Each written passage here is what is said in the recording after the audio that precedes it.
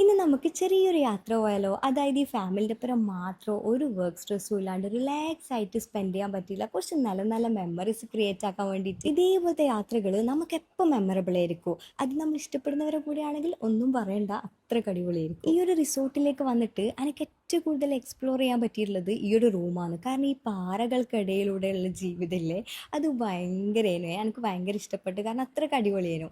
പിന്നെ എടുത്തു പറയാനുള്ളത് ഇതിന് വേറൊരു സ്പെഷ്യാലിറ്റി ഉണ്ട്. പിന്നെ ഞാൻ പറയാൻ മറന്നുപോയി, ഞാനിപ്പോൾ വന്നിട്ടുള്ളത് മൂന്നാറുള്ള റിമോണ്ട് റിസോർട്ടിലേക്കാണ്. ഈ ഒരു റിസോർട്ടിനെ കുറിച്ച് പറയുകയാണെങ്കിൽ പറയാനൊന്നുമില്ല. ഇത് വന്നിട്ട് നിങ്ങൾ എന്തായാലും എക്സ്പ്ലോർ ചെയ്യുക. ആ ഒരു ഫീലിംഗ് നിങ്ങൾ എന്തായാലും ഈ ടച്ച് ആൻഡ് ഫീൽ എന്ന് പറയൂലേ, അങ്ങനെ അറിയണം, എന്നാലേ ആ ഒരു വൈബ് കിട്ടുള്ളൂ. ഇവിടെ നിന്ന് കഴിഞ്ഞാൽ മൂന്നാർ 360 വ്യൂവിൽ നമുക്ക് കാണാം. അതാണ് ഇതിൻ്റെ ഏറ്റവും വലിയ സ്പെഷ്യാലിറ്റി. ആ ഒരു ക്ലൈമറ്റും ആ ഒരു വൈബും എല്ലാം കൊണ്ടും അടിപൊളിയായിരുന്നു. ഞാനായിക്കോട്ടെ അല്ലെങ്കിൽ ഹസ്ബൻഡ് മോന് എല്ലാം ഭയങ്കര ചില്ലായിരുന്നു. കാരണം അത്രയ്ക്ക് അടിപൊളിയായാലും ഒരു ക്ലൈമറ്റ് ആയിരുന്നു. മാത്രമല്ല നല്ലൊരു എക്സ്പീരിയൻസ് ആയിരുന്നു. അപ്പോൾ ഞാൻ ഇവരുടെ ഡീറ്റെയിൽസ് ഞാൻ എന്തായാലും ഇവിടെ ടാഗ് ചെയ്യുന്നുണ്ട്. നിങ്ങൾക്ക് ആർക്കെങ്കിലും പോകാൻ ഇഷ്ടമുണ്ടെങ്കിൽ എന്നല്ല, ഉറപ്പായിട്ട് പോയി കേട്ടോ. അത്രയ്ക്ക് അടിപൊളിയാണ്. അപ്പോൾ അടുത്ത വീഡിയോ ആയിട്ട് വരുന്നവരെ ബൈ.